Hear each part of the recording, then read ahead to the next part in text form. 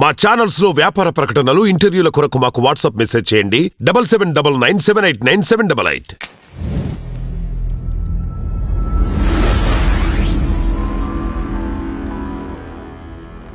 Nandamuri Mokshagna entry ఎప్పుడెప్పుడు ఉంటుందా అని చెప్పి ఫ్యాన్స్ ఎప్పటి నుంచో వెయిట్ చేస్తున్నారు. ఒకటి. రెండోది బాలయ్య గారు అబ్బాయి ఎంట్రీ కావాలి అని ఎప్పటి నుంచి ఎదురు చూడడం ఇంకొకటి మళ్ళీ చెప్పాలి అంటే.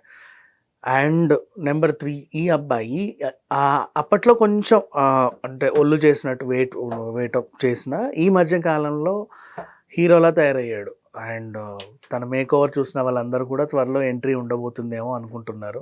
ఈ విషయాలన్నీ పక్కన పెడితే రీసెంట్గా రాజమౌళి గారిని కలిశాడు బాలయ్య అని ఒక వార్త అనేది చక్కర్లు కొడుతుంది. అండ్ అలాగే వాళ్ళ అబ్బాయికి సంబంధించిన బాధ్యతని రాజమౌళి గారి చేతిలో పెట్టినట్టు, ఆయన కూడా బలంగా మాటిచ్చినట్టుగా ఒక న్యూస్ అనేది వైరల్ అవుతుంది. సేమ్ ఇదే మనకి ఇంతకుముందు చిరంజీవి గారు కూడా ఇదే చేశాడు. వాళ్ళ అబ్బాయి రామ్ చరణ్ని రాజమౌళి గారి చేతిలో పెడితే వాళ్ళిద్దరి కాంబినేషన్లో వచ్చిన మగధీర ఎంత పెద్ద హిట్టో మనకు తెలుసు. ఒకటి.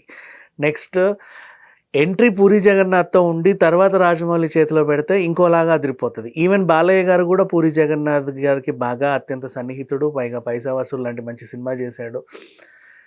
తన కొడుకుని పూరి ద్వారా ఇంట్రడ్యూస్ చేయించి ఆ తర్వాత రాజమౌళి సినిమాలో పెడతాడా, లేకపోతే డైరెక్ట్గా రాజమౌళి గారే మోక్షజ్ఞతో డైరెక్షన్లో ఏదైనా సినిమా చేస్తాడా అనేది మాత్రం ప్రస్తుతం సస్పెన్స్గా ఉంది. అండ్ ఇక రాజమౌళి గారి విషయానికి వస్తే ప్రజెంట్ మహేష్ బాబు గారితో ఒక సినిమా ఉంది. అది అయిన తర్వాత మహాభారతం సిరీస్ చేస్తాడని చెప్పేసి చాలా వార్తలు. మహాభారతం సిరీస్ ఆయన ఎప్పటి నుంచో ఒక కళ అనమాట. దాన్ని 10 భాగాలుగా చిత్రీకరించాలి, దాంతో నా జీవితకాలం సరిపోతుంది అన్నట్లుగా చూస్తున్నారు. అందరు ఆర్టిస్టులని పెట్టుకుంటారు.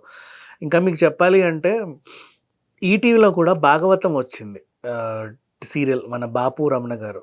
దాంట్లో లేని ఆర్టిస్టులు లేరు తెలుసా. అండ్ అప్పటి వరకు ఉన్న టాప్ అండ్ టీవీ సీరియల్ ఆర్టిస్టులు కానివ్వండి, సినిమా వాళ్ళు కానివ్వండి, అందరినీ యూజ్ చేసుకున్నారు. టీవీ సీరియల్ ఆర్టిస్టులు అయితే అందరినీ వాడేశారు.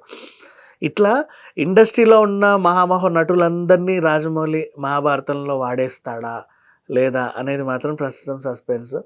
అండ్ మహేష్ బాబు గారి సినిమాకి మధ్యలో మహాభారతంకి ఒక చిన్న బ్రేక్ అనేది ఉంటుంది కదా. దీంట్లో మర్యాద రామన్న లాంటి సినిమా ఎలా అయితే హిట్ కొట్టాడో అలాంటి ఒక సినిమా టక చేసేసి మోక్షజ్ఞది రిలీజ్ చేస్తాడా అనేది కూడా ప్రజెంట్ సస్పెన్స్గా ఉంది.